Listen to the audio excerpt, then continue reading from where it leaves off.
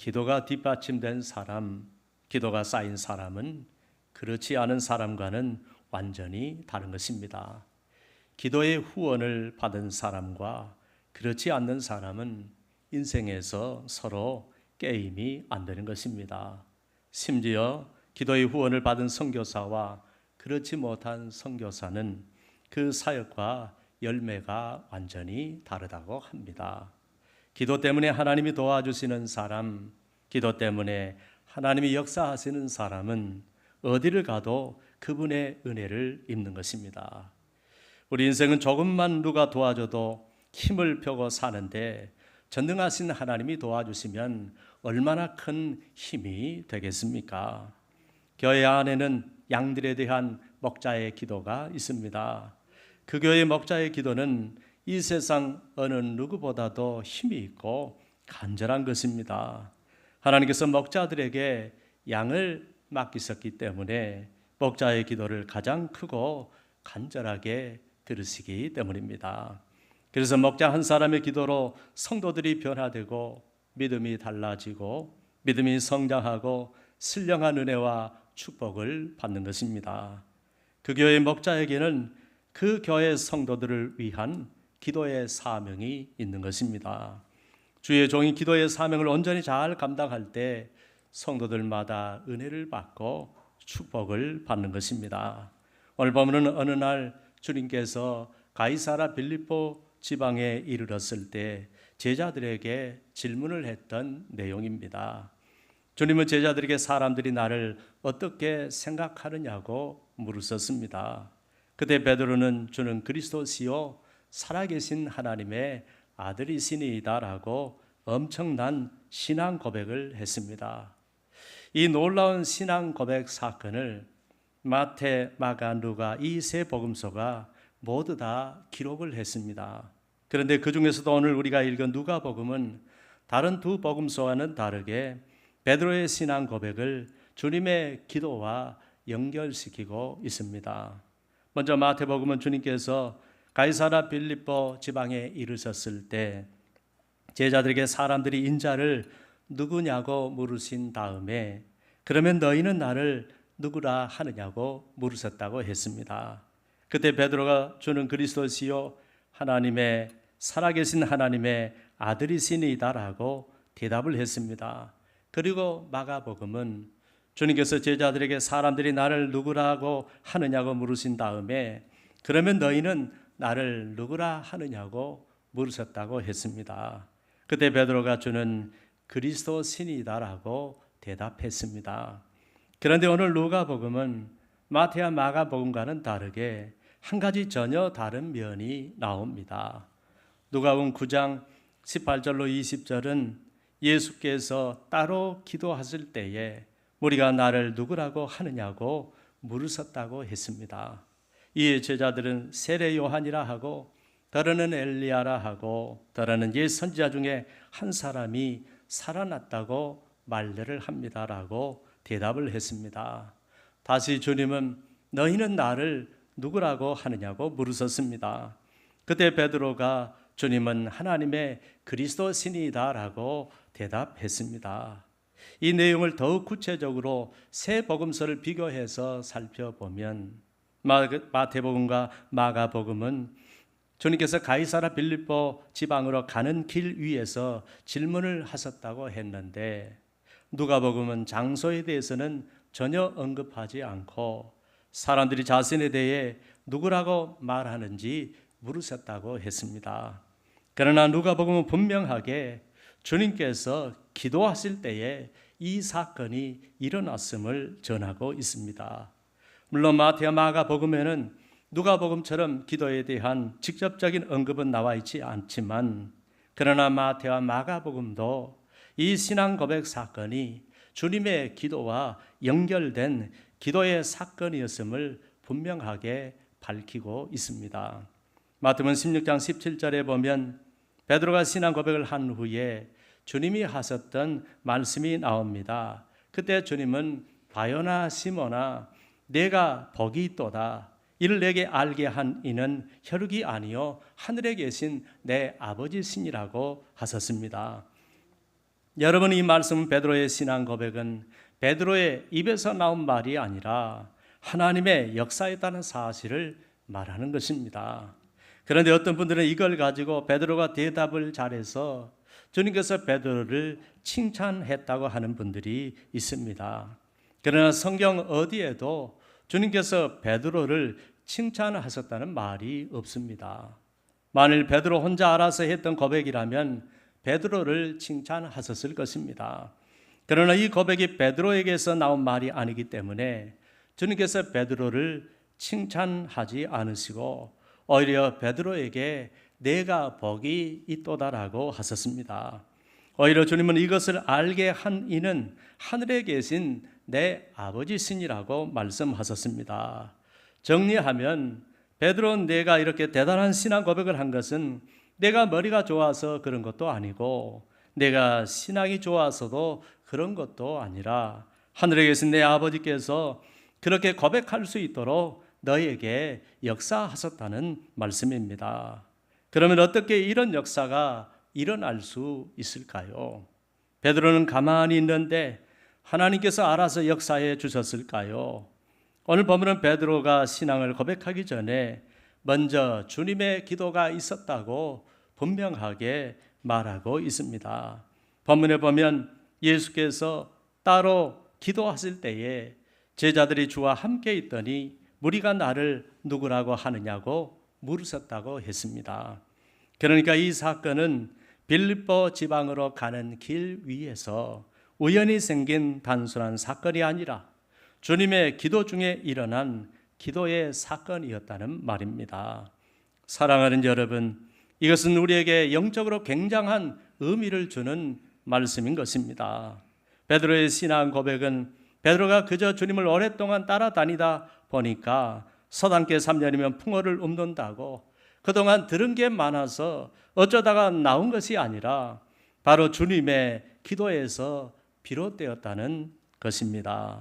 결국 주님의 기도에 대하여 하나님께서 응답하심으로 일어난 사건이었다는 말씀입니다. 그러므로 주님은 이를 알게 한 이는 하늘에 계신 내 아버지시니라고 분명하게 말씀하신 것입니다. 사랑하는 여러분, 오늘 하나님께서는 주님의 기도에 응답하심으로 성령을 통하여 베드로에게 역사하신 것입니다. 우리가 성령에 대해 제대로 알게 되면 오늘 베드로의 신앙 고백이 틀림없이 성령의 역사로 일어났다는 것을 알 수 있습니다. 여러분, 믿음은 어떻게 생기는 것입니까? 성경은 믿음은 너희에게서 난 것이 아니요 하나님의 선물이라고 하셨습니다. 하나님께서 믿음이라는 선물을 성령을 통하여 우리에게 주시는 것입니다. 그러면 우리가 예수님을 구주로 고백할 때 결정적으로 중요한 것은 바로 성령의 역사입니다. 그래서 고린도전서 12장 3절에 보면 성령으로 아니하고서는 누구든지 예수를 주시라 할 수 없느니라고 했습니다. 그러면 우리는 오늘 베드로의 신앙 고백 사건은 바로 성령의 역사였다는 사실을 분명하게 알 수 있습니다. 그러면 성령은 어떤 분이실까요? 주님께서는 보혜사 성령이 너희에게 오시면 그가 나를 증언하실 것이라고 하셨습니다. 또 성령 그가 너희에게 모든 것을 가르치시고 내가 너희에게 말한 모든 것을 생각나게 하리라고 하셨습니다. 그래서 우리는 성령이 임하실 때 예수님이 우리의 구주이심을 알게 되는 것입니다. 그리고 성령의 은혜로 예수님이 믿어지고 예수님을 구주로 영접하게 되는 것입니다. 그러면 우리가 어떻게 해야 이런 성령의 은혜를 입을 수 있고 성령의 역사를 가져올 수 있을까요? 그 길은 오직 기도하는 길밖에 없는 것입니다. 틀림없이 오늘 주님은 베드로가 자신을 그리스도로 믿고 고백할 수 있는 믿음을 달라고 기도하셨을 것입니다. 이 기도에 하나님께서 응답하심으로 베드로가 위대한 신앙 고백을 하게 된 것입니다. 그러니까 성령의 역사를 통하여 베드로가 엄청난 비밀을 알게 되었고 그걸 믿게 되었고 그걸 그대로 분명하게 고백을 하게 된 것입니다. 성령은 기도를 통하여 임재하시고 역사하시는 것입니다. 그러면 우리는 간절히 기도함으로 성령의 은혜를 사모해야 할 줄로 압니다. 성령은 예수의 영이십니다. 그래서 성령으로 충만하게 되면 모두 예수로 충만하게 되는 것입니다. 성령은 우리에게 예수님을 가르쳐 주시고 예수님을 생각나게 해 주시고 예수님을 증거해 주시는 것입니다. 그래서 초대교회 성도들이 간절히 기도함으로 성령으로 충만해지자 그들은 모두 다 예수님으로 충만하게 되었습니다. 그리고 예수님을 전하는 예수님의 증인이 된 것입니다. 그러므로 우리가 예수님을 구주로 영접하고 그분을 주님이시요 그리스도로 고백하고 있다는 사실은 오직 성령의 역사인 줄로 믿습니다.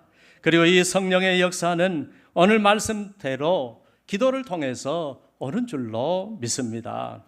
사랑하는 여러분, 기도를 통하여 우리 믿음이 달라지고 우리 안에 예수님께 대한 인식이 달라지고 예수님은 우리의 주요 그리스도시요 살아계신 하나님의 아들이십니다라고 고백하게 되는 줄로 믿습니다. 그러면 오늘 신앙 고백 사건의 모든 것은 기도의 결과였다는 사실을 믿으시기 바랍니다. 주님의 기도에 삼위일체 하나님께서 역사하신 것입니다. 첫째, 예수님의 기도가 있었습니다. 둘째, 하나님의 응답이 있었습니다. 셋째, 성령님이 역사하셨습니다. 그리고 그 결과 베드로의 신앙 고백이 있게 된 것입니다. 오늘날 우리의 신앙도 마찬가지입니다. 우리의 신앙도 내가 잘 믿어서 신앙을 고백한 것 같지만 실은 그 전에 성령의 역사가 있었기 때문입니다. 그리고 그 전에 우리의 믿음도 누군가 우리 뒤에서 간절히 기도하는 기도가 있었기에 우리에게 성령의 은혜가 임하고 예수님께 대한 믿음이 생기고 예수님을 구주로 고백하게 된 줄로 믿습니다. 그러므로 믿음은 하나님의 선물이라고 하는 것입니다. 단지 우리가 할 수 있는 것은 하나님의 성령이 나에게 은혜 주시고 감동하실 때 내가 시인하고 고백하는 것밖에 없는 것입니다. 그러면 오늘 베드로의 신앙 고백은 목자 되신 주님의 기도와 하나님의 응답과 성령의 역사로 이루어진, 그리고 그 무엇보다도 주님의 기도의 역사였다는 사실을 믿으시기 바랍니다. 우리가 베드로의 신앙 고백을 들어보면 베드로의 신앙 고백은 어느 것 하나 부족함이 없는 고백임을 알 수 있습니다. 사람들은 고작해야 주님을 세례 요한이라고 했습니다. 더러는 엘리야라고 했습니다. 더러는 옛 선지자 중에 하나라고 했습니다. 더러는 그 선지자 중에 하나가 살아난 것 같다고 했습니다. 전부 다 추측할 뿐입니다. 이것이 보통 사람들이 느끼는 일반적인 고백입니다. 그런데 베드로는 감히 어느 누구도 생각하지 못했던 엄청난 신앙을 고백한 것입니다. 이날 베드로가 했던 말은 단지 몇 마디 말에 불과했지만 그는 주님에 대해 너무나 분명하게 그리고 너무나 선명하게 고백했습니다.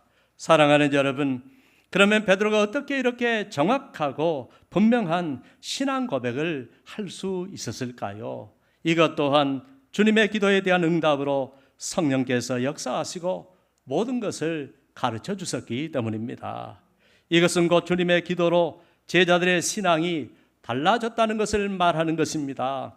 다시 말해서 목자의 기도로 양들의 신앙이 달라진다는 것을 말하는 것입니다.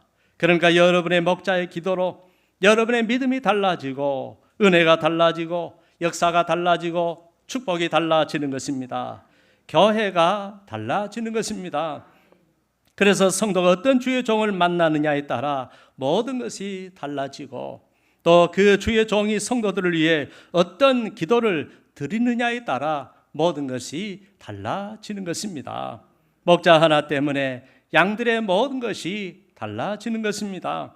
여러분, 영적인 것만이 아닙니다. 삶의 모든 면이 그런 것입니다.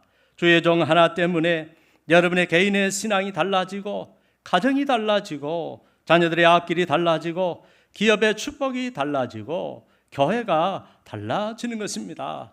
심지어 나라와 민족까지도 달라지는 것입니다. 그래서 모세 한 사람 때문에, 여호수아 한 사람 때문에, 이사야 한 사람 때문에, 엘리야 한 사람 때문에, 엘리사 한 사람 때문에, 사도 바울 한 사람 때문에 영국으로 하면 존 낙스 한 사람 때문에 국가의 운명이 달라지는 것입니다. 오늘 주님께서는 베드로의 신앙 고백을 통하여 양들을 위한 목자의 기도가 얼마나 중요하고 얼마나 큰 영향을 미치는지를 말씀하시는 것입니다. 그러니까 제자들아, 앞으로 너희는 나의 목자로서 내가 맡긴 양들을 위한 기도를 잊지 말고 양들을 위하여 기도하는 목자가 되라고 말씀하시는 것입니다. 그러므로 주의 목자된 자들은 양들을 위하여 간절히 기도하는 목자가 되어야 할 줄로 믿습니다. 사랑하는 여러분, 우리의 믿음은 가장 먼저 말씀이요 성령이지만 신은 그보다 먼저가 바로 기도인 것입니다. 어떤 신앙 고백도 어떤 믿음도 기도의 은혜 없이는 있을 수 없다는 사실을 기억하시기를 바랍니다. 그리고 베드로의 신앙 고백이 하나님이 역사하시고 성령이 역사하셨지만 그보다 먼저 주님의 기도에서 출발했다는 사실을 결코 잊어서는 안 될 줄로 압니다. 그러면 이런 생각을 할 것입니다. 아니 목사님, 오늘 말씀은 목자들에게 하시는 말씀인 것 같은데 왜 우리 같은 성도들에게 이 말씀을 하시는 것입니까? 하고 생각할 수 있습니다. 그러나 성도들도 이 영적인 원리를 알고 목자의 기도를 간절히 사모할 때에 더 큰 역사가 일어날 수 있고요. 그래야 목자의 사명과 역할을 이해할 수 있는 것입니다. 사랑하는 여러분, 주님은 언제나 그 교회의 양들은 그 교회의 목자의 기도를 통하여 축복하시는 줄을 믿으시기 바랍니다. 왜냐하면 그 목자에게 그 교회의 성도들을 맡겨주셨기 때문입니다. 그러므로 성경은 모세의 기도로 하나님의 진노가 그치고 연병이 그쳤다고 했습니다. 이스라엘 백성들 중에 그 누구도 하나님의 진노를 그치게 할 수 없었지만 주의 종 모세의 기도가 그걸 그치게 했다는 것입니다. 이뿐만이 아닙니다. 이스라엘 백성들이 아말렉과의 전투를 할 때에 주의 종 모세의 기도선이 올라가면 이기고 모세의 기도선이 내려오면 졌다고 했습니다. 다른 사람의 기도선이 아닙니다. 주의 종의 기도선이었습니다. 신약의 야고보 선생님은 너희 중에 병든 자가 있느냐? 그는 교회 장로들을 청할 것이요 그들은 주의 이름으로 기름을 받으며 위하여 기도할지니라. 믿음의 기도는 병든 자를 구원하리니 주께서 그를 일으키시리라. 혹시 죄를 범하였을지라도 사하심을 얻으리라고 했습니다. 여기서 말하는 교회의 장로는 주의 종들인 초대교회 목회자들을 말하는 것입니다. 그러니까 병이 들면 주의 종들을 부르라는 것입니다. 히스기야 왕이 병들어 죽게 되었을 때 하나님께서는 주의 종 이사야 선지자를 보내셔서 고쳐주셨습니다. 사무엘 선지자는 주의 종의 기도가 얼마나 중요했으면 자신은 주의 종으로서 기도하기를 싫은 죄를 결단코 범하지 않겠다고 했습니다. 사도 바울도 항상 내 기도에 쉬지 않고 너희를 말했다고 했습니다. 초대교회 주의 사도들은 양들의 목자로서 맡겨주신 양들을 위하여 말씀과 기도에 전무했다고 했습니다. 사랑하는 여러분, 목자의 원형이신 우리 주님의 사역을 돌아보아도 주님은 공생애 내내 기도하신 분이셨습니다. 주님은 처음부터 기도하셨습니다. 그리고 그 기도 때문에 성령의 권능으로 갈릴리로 돌아오셨다고 하셨습니다. 기도하신 주님은 어떤 모습으로 돌아오셨을까요? 여러분, 그냥 돌아오시는 것이 아닙니다. 능력 가지고 오시는 줄로 믿습니다. 권능 가지고 오시는 줄로 믿습니다. 응답 가지고 오시는 줄로 믿습니다. 은사 가지고 오시는 줄로 믿습니다. 말씀 가지고 오시는 줄로 믿습니다. 신령한 은사들을 풍성하게 가지고 오는 줄로 믿습니다. 무엇보다 권능의 영 성령님과 함께 오시는 줄로 믿습니다. 그래서 초대교회 한국교회도 연초만 되면 목사님들이 기도원에 올라가 기도했습니다. 그래서 저도 연초만 되면 올라가려고 하는데 교회를 비울 수가 없어서 가지 못하고 있습니다. 그때 목사님들이 기도원에 올라갔었다가 그냥 내려오셨을까요? 어떤 목사님도 그냥 내려오시는 분은 없습니다. 능력 가지고 오시는 거예요. 권능 가지고 오시는 겁니다. 응답 가지고 오시는 겁니다. 은사 가지고 오시는 겁니다. 그 교회에 필요한 말씀을 가지고 오시는 것입니다. 나 자신이 맡은 그 교회 성도들을 위해 신령한 은혜와 축복을 풍성하게 가지고 오시는 것입니다. 그때 우리 한국교회가 얼마나 부흥하고 성장했습니까? 성도들마다 얼마나 은혜가 넘쳤습니까? 가는 곳마다 얼마나 성령의 능력이 나타났습니까? 지금도 많은 주의 종들이 매일 새벽마다 교회 강단에서 교회와 성도들을 위해 부르짖으며 기도하고 있습니다.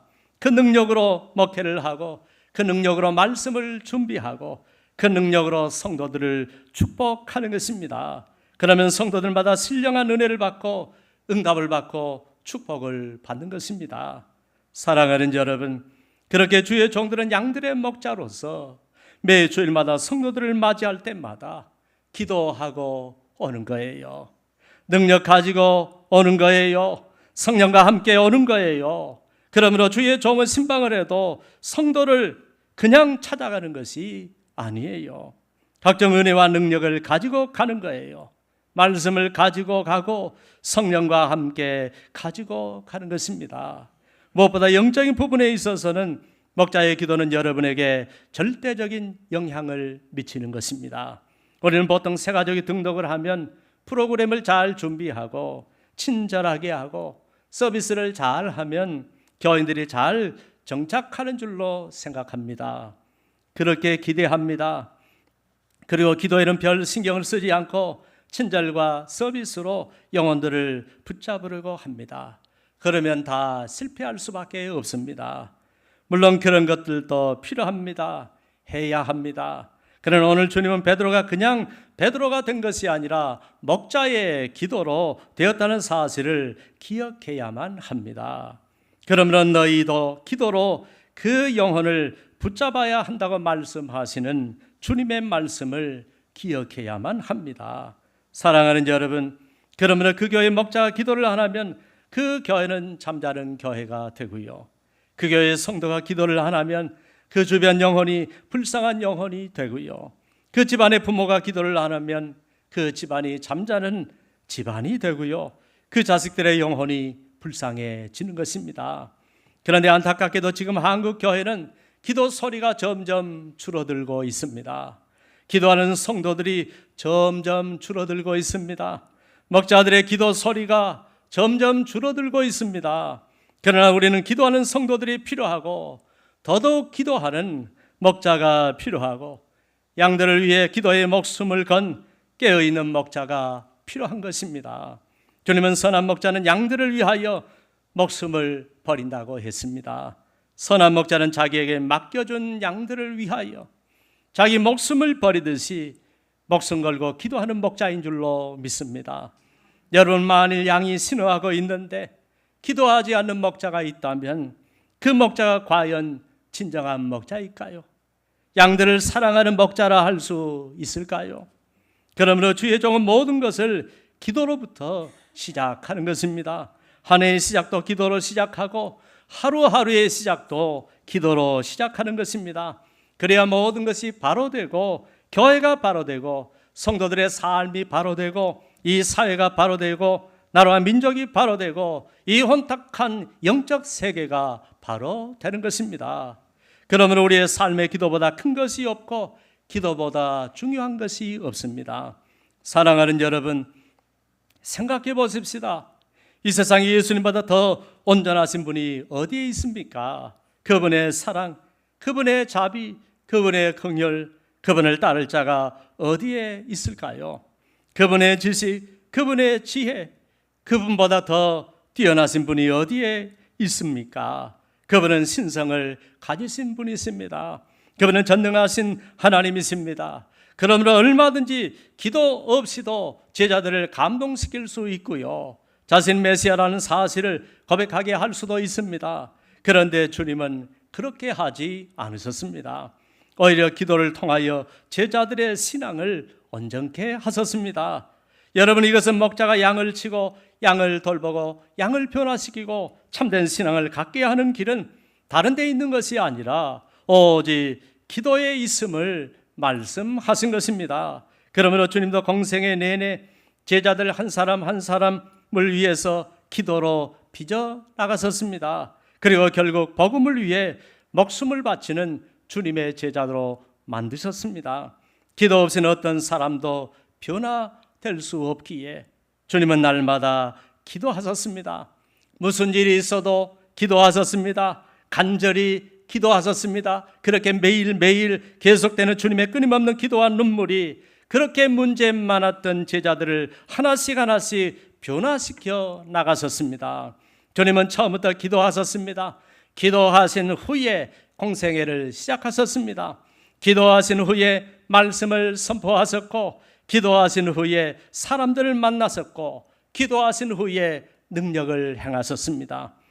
제자들은 주님이 언제나 말씀보다 기도가 앞섰음을 보았습니다. 그래서 그들도 주님처럼 기도하고 나갔습니다. 그랬더니 베드로는 한 번의 설교로 제자의 수가 무려 3,000명이나 더하더라고 했습니다.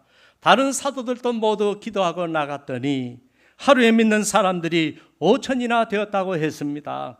기도한 후에 나가서 전했던 복음, 그건 보통 복음이 아니었습니다. 기도한 후에 했던 설교, 그건 보통 설교가 아니었습니다. 기도한 후에 베푼 능력, 그것은 보통 능력이 아니었습니다.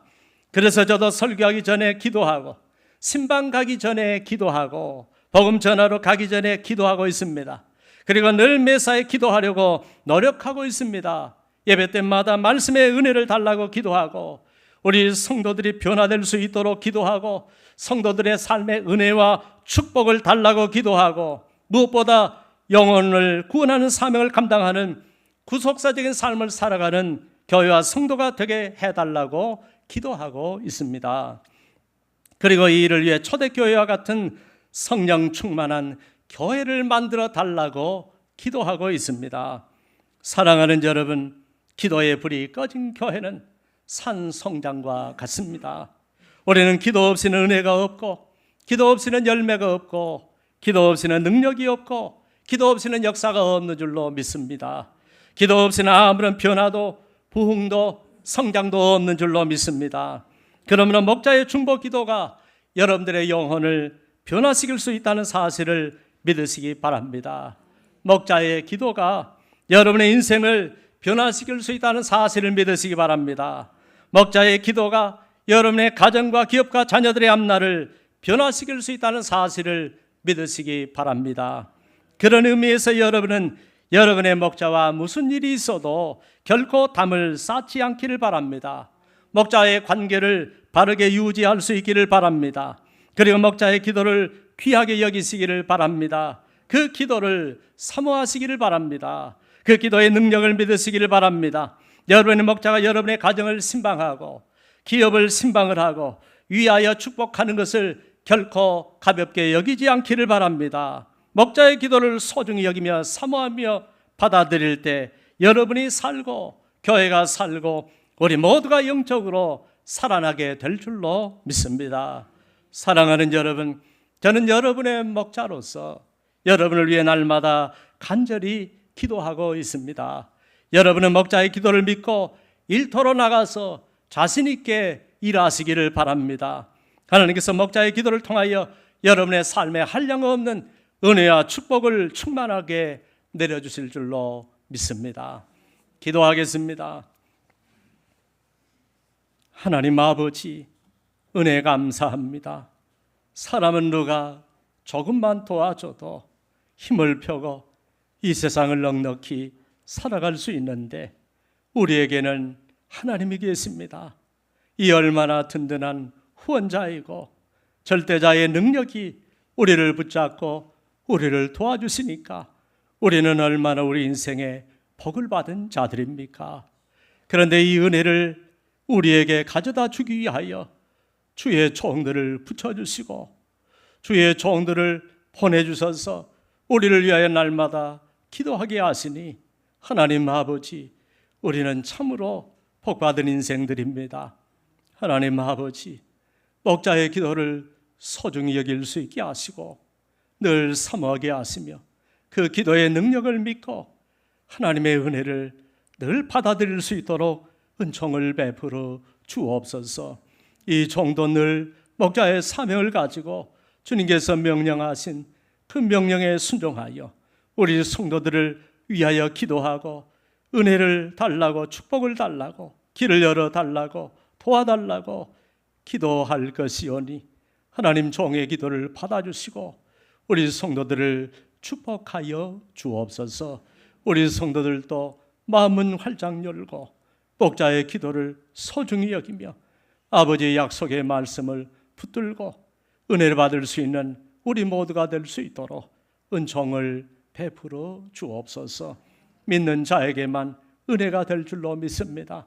믿는 자에게만 역사할 줄로 믿습니다. 하나님은 우리의 믿음을 통하여 은혜 주시고 역사하시기에 우리에게 믿음을 허락하여 주옵소서.